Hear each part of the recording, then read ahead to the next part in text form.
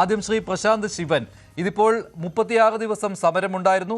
അതിനു മുൻപും ഈ ആവശ്യങ്ങൾ ഉയർന്നതാണ്. പക്ഷേ ധർമ്മേന്ദ്ര പ്രധാനെ സംരക്ഷിച്ചത് കുറച്ച് നീണ്ടുപോയി എന്ന് തന്നെ കാണേണ്ടി വരും, അല്ലേ?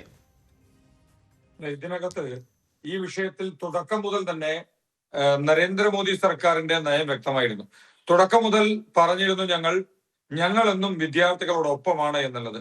ഇതിനു മുൻപ് 2004 മുതൽ 2014 വരെയുള്ള കാലഘട്ടത്തിൽ UPA സർക്കാർ ഭരിച്ചിരുന്ന സമയത്ത് അന്ന് ഈ രാജ്യത്തിനകത്ത് ഉണ്ടായ ചോദ്യപേപ്പർ ചോർച്ചകളുടെ എണ്ണം എടുത്തു കഴിഞ്ഞാൽ ധാർമ്മികമായിട്ട് പോലും ഒരു മന്ത്രിയും ഇതുവരെയായി രാജിവെച്ചിട്ടില്ല.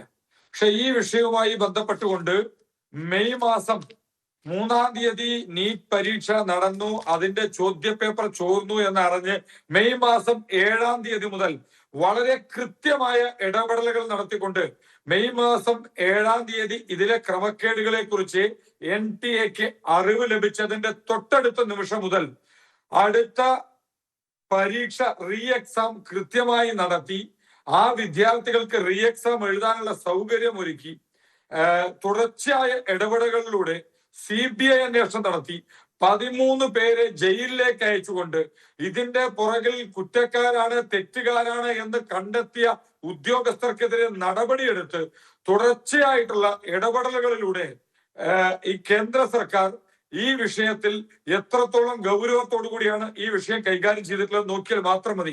പ്രശാന്ത് ശിവൻ, ഇത് യുവാക്കൾക്ക് ബോധ്യമായിരുന്നില്ല, അവർക്കത് മതിയായിരുന്നില്ല. കാരണം അവരുടെ ഭാവി പന്താടുന്ന ഒന്നായിരുന്നു അത്. ചില സാങ്കേതിക കാരണങ്ങൾ മാത്രം പറഞ്ഞുകൊണ്ട് ചില നടപടികളിൽ അവസാനിപ്പിക്കാൻ പറ്റുന്നതായിരുന്നില്ല. അതുകൊണ്ടാണ് കേന്ദ്രമന്ത്രി ധർമ്മേന്ദ്ര പ്രധാന് ധാർമ്മികമായ ഉത്തരവാദിത്തം ഉണ്ട് എന്ന ശബ്ദം ഉയർന്നത്. അപ്പോൾ അതിനെ ഇത് ഓൺലൈനിലെ ഒരു അരാഷ്ട്രീയവാദികളുടെ കൂട്ടായ്മ എന്ന് പറഞ്ഞ് തള്ളുകയായിരുന്നു.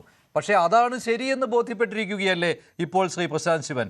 പല ആരോപണങ്ങളും ഇവർക്കെതിരെ ഉന്നയിച്ചിരുന്നു. ഇവർ വിദേശ ഫണ്ട് കൈപ്പറ്റുന്നവരാണ്, രാജ്യത്തിനകത്ത് നിന്ന് തന്നെ വിവിധ കോണുകളിൽ നിന്ന് ഫണ്ടുകൾ ഇവർക്കായിട്ട് വരുന്നു, ഇവർ ജനാധിപത്യം അട്ടിമറിക്കാൻ ഇറങ്ങിയവരാണ് തുടങ്ങിയ ആരോപണങ്ങൾ ഉണ്ടായിരുന്നുവല്ലോ. പക്ഷേ അവരാണ് ശരിയെന്ന് ബോധ്യപ്പെട്ടിരിക്കുകയല്ലേ പ്രശാന്ത്? ഇവിടെ ഇതേ വിഷയത്തിനകത്ത് ഒരേ കാര്യത്തില് 3 വിഷയം നമ്മളൊന്ന് എടുത്തു നോക്കിയാൽ മതി. ഇവിടെ 3 വിദ്യാഭ്യാസ മന്ത്രികളെ മാത്രം നോക്കുക. പഞ്ചാബിലെ ഹർജോത് സിംഗ്, കർണാടകയിലെ മധു ബംഗാരപ്പ, ധർമ്മേന്ദ്ര പ്രധാൻ, ഈ 3 വിഷയം നിങ്ങൾ എടുക്കും. ഈ കഴിഞ്ഞ ദിവസം CJPയുടെ നേതാവ് അഭിജിത് ദീപ്കയുടെ പഞ്ചാബിലെ പേപ്പർ ലീക്കുമായി ബന്ധപ്പെട്ട് ചോദിച്ച സമയത്ത് അതുമായി യാതൊരുവിധ തരത്തിലുള്ള പ്രതികരണങ്ങളും നടത്തിയിരുന്നില്ല. ഇവിടെ ഇതിനകത്ത് ഈ വിഷയത്തില് കുറ്റക്കാർക്കെതിരെ ശക്തമായ നടപടിയെടുത്ത് 13 പേരെ CBI അന്വേഷണം നടത്തി ജയിലിലേക്ക് അയച്ചു. അതേ സമയത്ത് ഇതിന്റെ ധാർമ്മിക ബോധം ഉൾക്കൊണ്ടുകൊണ്ട് ഇന്ന് ധർമ്മേന്ദ്ര പ്രധാൻ പ്രധാനമന്ത്രിക്ക് നൽകിയ കത്തിൽ വളരെ വിശദമായി തന്നെ അദ്ദേഹം പറഞ്ഞിട്ടുണ്ട്.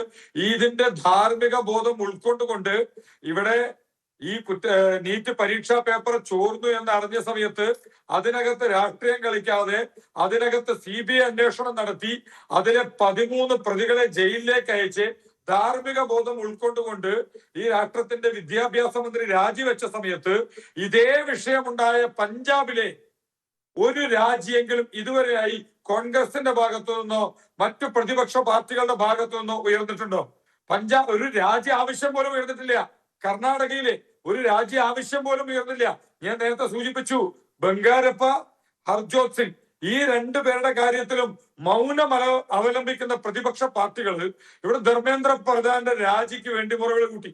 പക്ഷേ ഇവിടെ കേന്ദ്ര സർക്കാർ ചെയ്തത് വളരെ കൃത്യമായ ഇടപെടലുകൾ നടത്തി 13 പ്രതികളെ ജയിലിൽ അയക്കുകയും അതിനകത്ത് കുട്ടികൾക്ക് എക്സാം നടത്തി കേവലം ഒരു രാഷ്ട്രീയമായിട്ട് ഈ വിഷയത്തിനെ നേരിടുന്നതിലുപരി 20 ലക്ഷത്തിലധികം വരുന്ന വിദ്യാർത്ഥികൾക്ക് ആ പരീക്ഷ സുഗമമായി എഴുതുന്നതിനുള്ള സംവിധാനം ഒരുക്കി.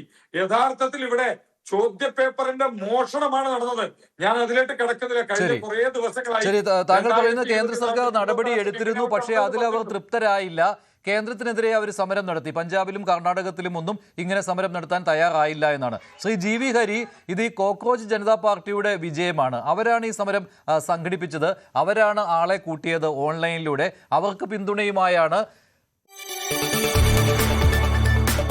കൂടുതൽ വാർത്തകൾക്ക് News 18 Keralam YouTube channel subscribe ചെയ്യുക.